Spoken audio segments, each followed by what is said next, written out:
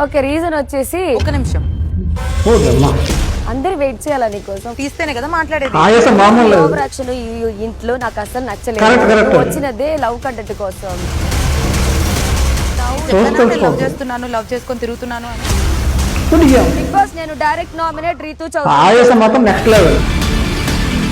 Ayesha nomination గురించి మీరేమైనా చెప్పాలనుకుంటున్నారా? నాకు అసలు అయితే ఆ అమ్మాయి పాయింట్ లేదు. నేను ఆల్రెడీ విన్నేసింది, నేను కన్విన్స్ లేదు. నాకు అనిపించినది నేను చూసి ఆయాసం మాత్రం ఇచ్చి పరిస్థితి మామూలు లేదు. ఆయాసం ఆల్రెడీ తమిళ బిగ్ బాస్ లో కూడా కంటెస్ట్ చేసింది. తనకు చాలా ఈ గేమ్ లో చాలా ఎక్స్పీరియన్స్ ఉంది.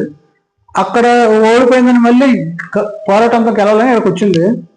కాకపోతే తన హెల్త్ బాగోక ఈ వీక్ తనగా ఓన్గా ఎలిమినేట్ అవుతుంది. వాలంటరీ ఎలిమినేషన్ అంటారు దాన్ని.